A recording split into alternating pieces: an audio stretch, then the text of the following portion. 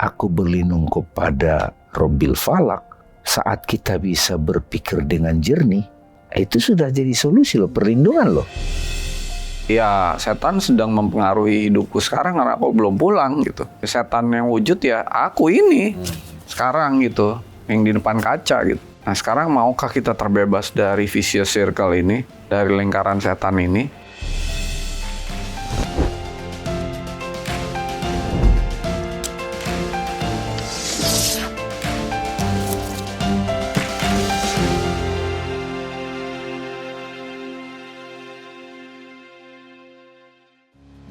Assalamualaikum, selamat datang di Tiga Fakir, nggak tahu apa-apa, nggak bisa apa-apa, dan bukan siapa-siapa. Masih bersama saya Abu, Sony. Dame. Oke, dalam episode panjang kegoiban ini kita sudah banyak sekali bahas, termasuk pertanyaan-pertanyaan yang trending, yang mudah-mudahan respon-respon kita juga setidaknya sekali lagi selalu menambah wawasan dan puzzle-puzzle yang mungkin teman-teman atau para sahabat Tiga Fakir ini juga bisa menambah pengayaan ya. Dan selalu kita mendisklaimer bahwa kita ini pembelajar yang tidak berusaha meyakinkan sesuatu. Kita bukan paling benar, paling tahu, tetapi kita sesama murid semesta yang terus belajar dengan satu kesadaran bahwa sebanyak-banyak yang kita tahu, lebih banyak yang kita nggak tahu, sehingga kita terus mencari tahu. Oke, kita sudah bahas panjang lebar tentang jin, tentang setan, tentang iblis, pertanyaan-pertanyaan menarik gitu. Tetapi saatnya mungkin kita akan bicara tentang bagaimana sih penanggulangan supaya kita tidak tergoda oleh iblis setan. Dan bahkan di Quran itu dikatakan yang terkutuk gitu ya, itu menarik banget. Nah, gimana nih masang tameng kita supaya nggak kegoda oleh iblis dan setan yang terkutuk gitu. Silakan Mas Sony. Terima kasih Kang Abu, Bang Tame. Jadi ini kiat-kiat untuk menanggulangi iblis dan setan ini, kita udah tahu bahwa mereka itu sangat cerdas. Namanya juga kecerdasan tersembunyi ya, yang dikirim ke kita karena kita masih ada di aku 3 dan 4. Itu fasilitas gitu boleh dibilangnya. Jadi inherent, melekat gitu. Nggak mungkin kita ada 3 dan 4 nggak dikirimin itu, kira-kira gitu. Pasti dikirim. Dan kalau kita di aku 2 dan aku 1 udah pasti kita diturunkan malaikat, itu udah pasti. Jadi itu adalah sistem yang bekerja gitu. Jadi selama kita ada di situ, kita harus menyadari diri gitu bahwa ya setiap hari, setiap saya punya keinginan, punya nafs, akan selalu dikoda. Bukan berarti nafs itu harus dihilangkan, tetapi harus dikendalikan dengan kayak di 1253 itu kan, dengan nafsu yang dirahmati. Jadi kalau punya keinginan harus dirahmati, artinya dalam perlindungan dan kasih sayang Tuhan. Nah, ajarannya adalah kalau di Quran, setiap kamu punya keinginan, mohonlah perlindungan. Kalau masih di aku 3 dan aku 4. Jadi selama masih di aku 3, aku 4, harus selalu minta perlindungan atau di dalam perlindungan. Gimana sih di dalam perlindungan itu?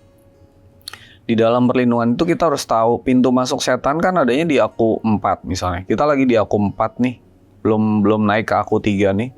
Berarti ada pikiran. Setiap ada pikiran pasti ada gangguan, godaan dari setan itu. Jadi begitu ada pikiran, nah pikiran itu harus dilindungi kira-kira gitu. Kalau di Quran itu selalu terhubung lah dengan Tuhan gitu. Terhubung dengan Tuhan itu artinya, oh iya aku punya pikiran, oh aku tahu nih aku harus terhubung dulu nih sama aku 1 nih. Ya kita santai dulu gitu. Gak usah terlalu memajukan atau terjebak oleh pikiran itu. Mohonlah perlindungan. Kalau di Quran bacalah auzubillahi minasyaitonirrajim, tapi kan kata-kata itu jadi sebenarnya nggak terlalu penting. Yang penting kan yang di dalam itu ya. Nah, jadi pertama adalah terhubung, kedua adalah mohon perlindungan kalau masih di aku 3 dan 4 nih. Nah, sebenarnya dengan kita tahu cara permainan gini, tahu hukum 20 Taurat, tahu cara permainannya, kita tuh jadi ngerti gitu loh. Oh, nih gini nih cara mainnya gitu. Dia masuk lewat keinginan, setiap ada keinginan pasti dia masuk. Padahal arahnya aku harus pulang ke aku 2, caranya udah dikasih tahu. 4D. Distance, detach, disclose, disconnect. Itu udah dikasih tahu tuh tracknya. Dikasih tahu aturan mainnya. Dibuka semua aturan mainnya gitu loh. ya udah kita tinggal jalanin aja gitu. Mohon perlindungannya bukan dengan ngomong lagi, tapi dengan memasrahkan misalnya semua keinginan, kepentingan, kemauan yang ada dan timbul. Dipasrahin dulu kepada Tuhan, pakai diem dulu, pasrahin dulu semuanya gitu. Sampai kira-kira nggak bisa ditunggangin lagi gitu sama kecerdasan yang itu gitu, jalur B itu. Dan kita bisa menjalaninya dengan perasaan yang tenang, damai, dan bahagia gitu. Nah, selama kita ada di frekuensi tinggi, kalau kita belajar hukum frekuensi, setan itu kan selalu menarik-narik kita ke frekuensi yang rendah. Kita ada di frekuensi tinggi terus, bersyukur, positif. Positif dalam arti ini ya, bukan positif negatif. Positif itu artinya ya, tenang, damai, bahagia, vibrasi yang tinggi gitu. Kita tahu cara mainnya. Begitu ditarik ke perselisihan misalnya, ini nih, ini berarti cara mainnya dia nih gitu. Jadi kita udah tahu cara main lah gitu. Begitu ditarik ke keserakahan gitu, ini nih. Begitu kita ditarik ke boros gitu misalnya, lebih-lebihan, ini nih udah mulai nih gitu. Nah, kita tuh jadi bisa tahu cara main dan menjalaninya dengan sadar gitu. Kalaupun kita lagi tertarik dan ditarik dan terjerumus, ya bisa cepet-cepet balik gitu. Kan udah tahu gitu. Nggak terus menuhankan, menyembah setan itu gitu. Jadi nggak akan jadi menyembah. Mungkin terjerumus sedikit, belajar, dan kita bisa balik lagi. Jadi kuncinya sih kalau di surat 7 ayat 14, berilah aku tangguh sampai hari kiamat, sampai hari mereka dibangkitkan. Ya kuncinya kebangkitan kesadaran berarti gitu. Sadar dengan aturan main, tahu cara mainnya gimana, tahu dampaknya gimana kalau ngikutin itu. Kita mau ditarik-tarik ke neraka, yaitu penderitaan, kesengsaraan, kemelaratan dan sebagainya, dan tahu bahwa kehendak Tuhanlah kita untuk selalu berada dalam kesejahteraan, damaian, ketenangan gitu. Gitu sih. Jadi aturan main, selalu mohon perlindungan, selalu terhubung sampai dengan akhirnya kita bisa masuk ke aku 2 dan lebur ke aku 1. Itu udah zona aman kalau dari situ. Oke. Thank you Mas Sony. Ini ada aturan main sama perlindungan, ini menarik ya. Saya nanti akan bicara how to dalam perspektif praktikalnya. Kita ke Bang Damai dulu, silakan.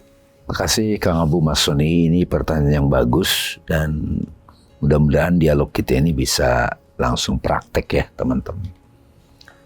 Ini kan terjadi pada, kalau di terminologi 3 fakir itu aku 3 sama aku 4. Aku 3 sama aku 4. Nah, saya mau mengajak kepada situasi hidupnya. Jadi pada saat, kan tadi kita udah bicara setan itu bahkan membawa kita kepada penderitaan. Nah katakanlah penderitaan itu kita udah chaos tuh hidup kita kan, berantakan, ada konsekuensi yang kita tanggung karena mengikuti langkah-langkah setan. Nah dalam situasi seperti ini gimana sikap kita? Saya melihat Kang Abu di surat Al-Falaq itu ada tuh. Kan ada kata-kata, wayo katakanlah gitu. Jadi dari surat Al-Falaq itu implisit ada di situ petunjuknya. Aku berlindung kepada Robbil Falak. Nah mereka yang ngerti bahasa Arab, Rob Falak itu kan artinya subuh kan. Subuh itu secara kosmologi kegelapan, tapi di situ ada cahaya gitu. Jadi falak satu sisi artinya subuh, cahaya subuh, tapi juga memecahkan. Jadi hidup kita itu kalau diberantakin itu sebetulnya kesempatan kita untuk naik level gitu. Makanya cahaya subuh itu kalau saya kutip kata-kata seorang wali ya Syekh Al-Akbar, beliau bilang itu sifat Tuhan, nama Tuhan namanya Al-Hadi dan Hidayah Al-Hadi. Jadi Tuhan turun, aku 1 turun membantu melalui aku 2 itu nama Al-Hadi. Nah Al-Hadi yang paling bekerja dalam diri kita itu adalah akal yang sehat, akal jernih. Jadi aku berlindung kepada Robbil Falak saat kita bisa berpikir dengan jernih, itu sudah jadi solusi loh, perlindungan loh. Saya akan ada dialog di dalam diri. Saya nggak mau ngulangin itu lagi karena konsekuensinya nggak suka aku. Jadi bukan akal-akalan gitu loh. Akalnya itu dapat introspeksinya gitu. Jadi melakukan introspeksi diri dengan berpikir jernih itu salah satu bentuk protection. Nah, tapi ini tidak selalu tangguh gitu kan. Nah, kemudian ada juga surat An-Nas itu Kang Abu. A'udzu birabbin nas. Rabbin nas itu udah di hati. Di mana sih kita mendapatkan perlindungan dari aku tiga itu? Ya pada saat kita silent, Kang Abu. Nah, pada saat kita silent, hening, damai di situ. Tadi Mas Soni menguraikan dengan bahasa sehari-hari. Di situ kita mendapatkan ilham, inspirasi bagaimana menghadapinya. Itu Kang. Jadi kalau tadi ada solusi di level akal, introspeksi namanya. Jadi aku nggak mau mengulang lagi. Kalau terjadi lagi, ya kita masih naik level gitu loh. Silentnya lebih diintenskan gitu. Nah pada saat kita silent kan sudah kembali kepada aku dua. Bahkan aku dua lebur ke aku satu. Akhirnya apa? Berserah dirinya dapat. Kalau sudah lebur kan nggak ada lagi a'udzubillah. Nggak ada. Yang ada ikhlas, makanya surat Al-Ikhlas. Gitu Kang. Itu prakteknya seru tuh. Saya lagi beberapa kali orang keluarga saya itu saya pakai jurus itu, kiat-kiat itu. Jadi ayat yang dibaca dari kecil itu diurai menjadi metode untuk inquiry, gitu, protection. Jadi memang kita butuh perlindungan. Kalau kita masih di aku 3 dan 4, kita butuh ngomong. A'udzubillahi minasyaitonirrajim. Ngomong kamu. A'udzu birabbil falaq gitu loh. Kalau a'udzu birabbil falaq itu dalam situasi dipecahkan hidup kita. Tiba-tiba dipanggil KPK. Sakit. Itu di Al-Falaq kan.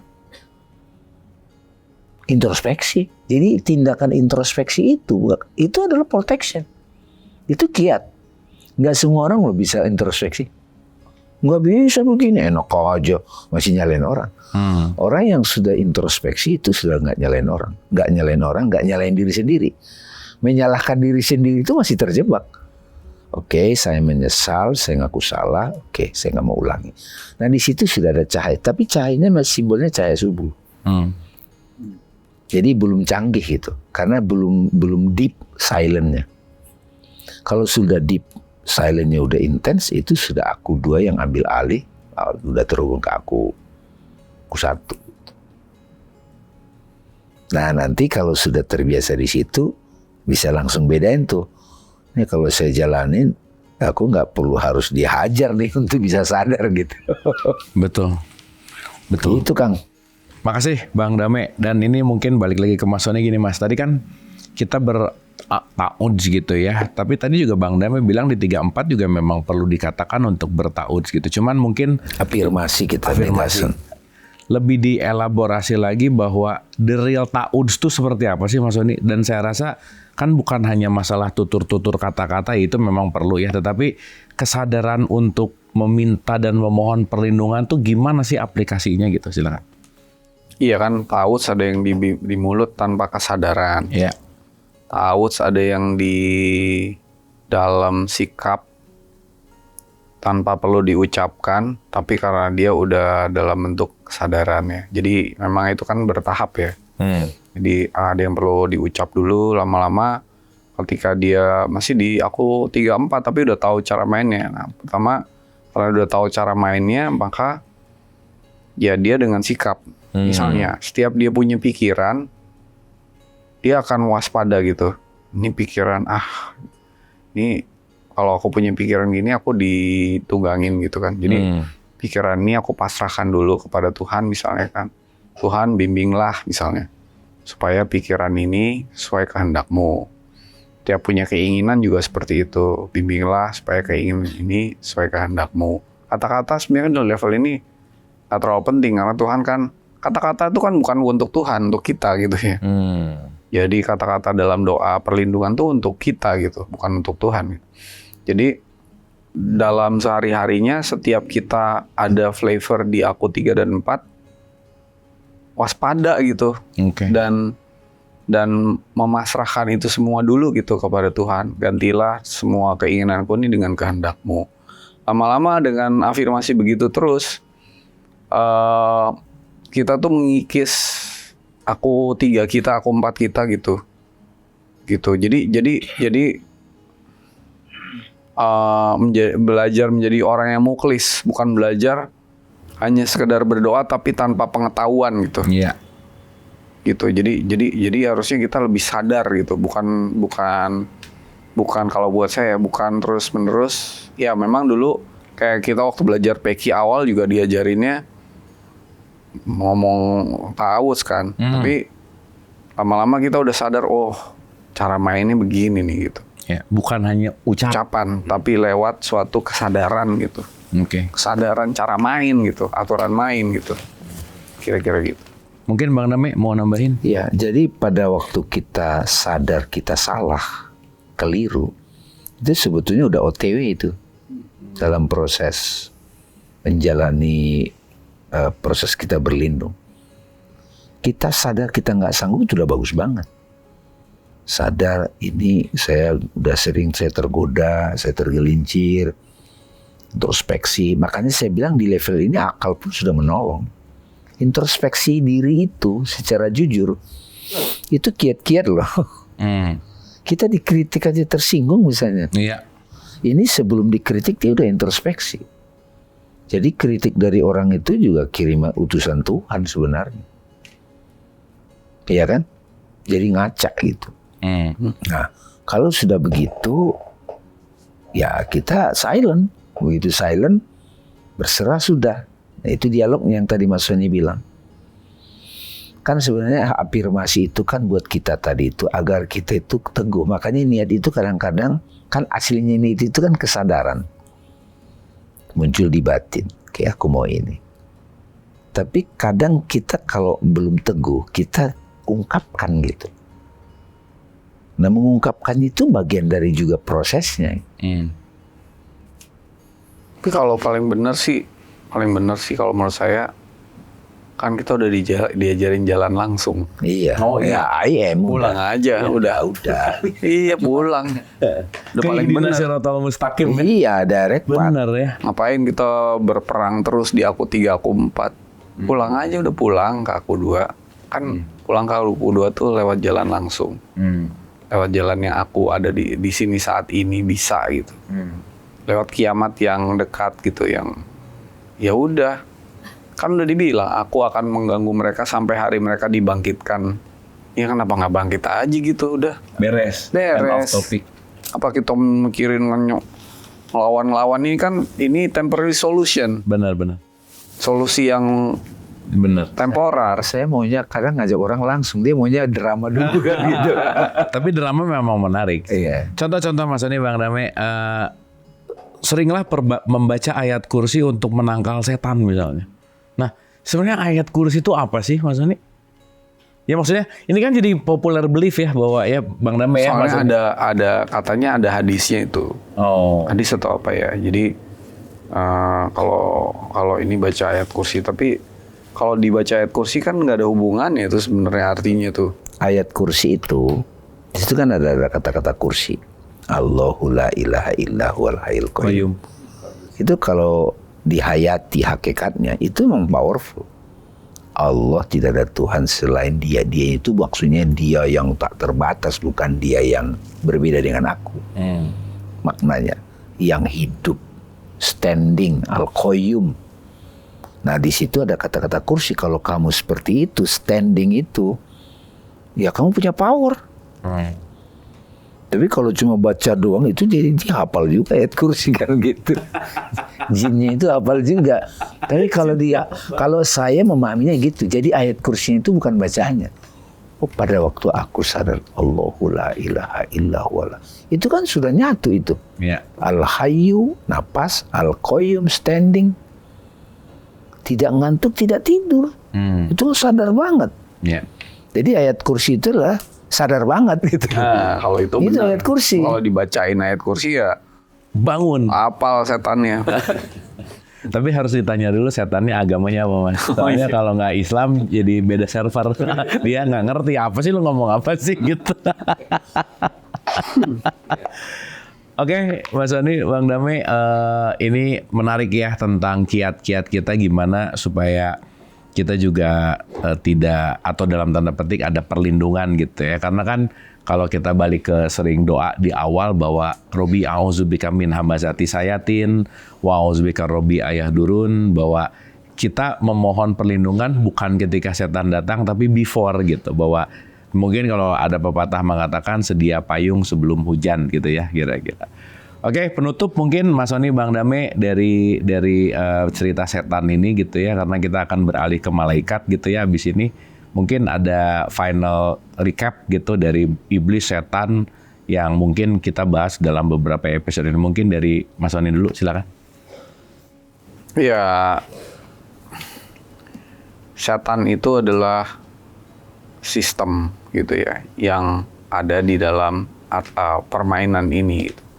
Jadi kalau ini mau disebut sebagai sebuah permainan ya, atau jadi kita udah nggak bisa lagi keluar dari fasilitas itu kalau ada di aku 4 dan aku 3 gitu. Itu akan selalu menghantui, menunggangi, membisikkan, mendatangi kita gitu. Nah, sebenarnya itu panggilan dari Tuhan untuk cepet-cepet yuk pulang ke aku 2, dan itu kan toh jalannya langsung, Siratal Mustaqim gitu, jalan langsung. Cepet-cepet kamu kiamat, cepet-cepet kamu lebur gitu. Supaya kamu tuh terbebas dari semua samsara lah istilahnya, penderitaan itu gitu, neraka itu gitu loh, yang terjadi karena kamu terus-menerus hidup menuhankan nafsu, menuhankan keinginan dan sebagainya gitu ya. Jadi kita melalui diskusi ini itu mau ngebuka ini semua gitu, apa adanya gitu loh. Jadi nggak ada yang ditutup-tutupin, nggak ada yang diapa-apain, tanpa adanya, supaya kita tuh semua paling nggak tuh tahu roadmap-nya dulu gitu. Dan bisa sadar gitu bahwa dengan terbuka, ya setan sedang mempengaruhi hidupku sekarang karena aku belum pulang gitu. Jangan di-deny gitu, jangan deny itu bahasanya apa? Ya jangan dipungkiri ditolak. Jangan dipungkiri. Setan yang wujud ya aku ini sekarang gitu, yang di depan kaca gitu. Karena aku belum pulang gitu. Nah sekarang maukah kita terbebas dari vicious circle ini, dari lingkaran setan ini? Ya caranya kalau masih di sini dengan cara yang tadi, kalau enggak kita pulang kembali. Kalau enggak kita akan hidup selalu ada di frekuensi yang rendah, yang kita sebut sebagai neraka itu.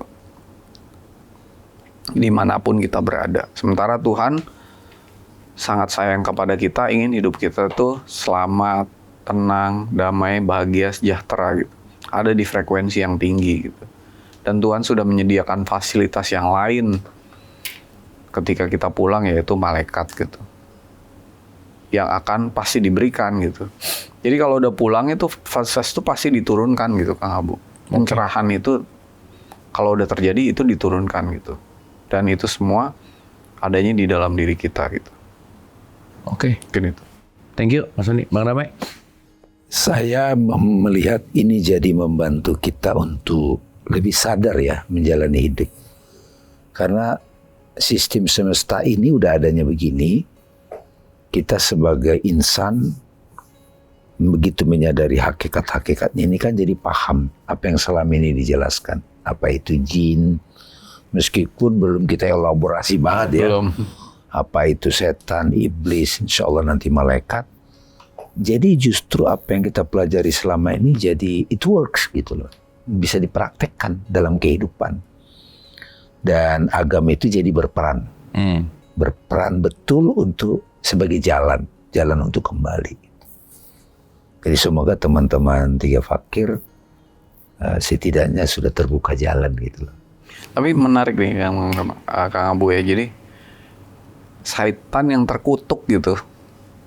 Kok ketika kita sadar, saya mikir setan kok dikutuk. Kenapa nggak disyukuri aja gitu?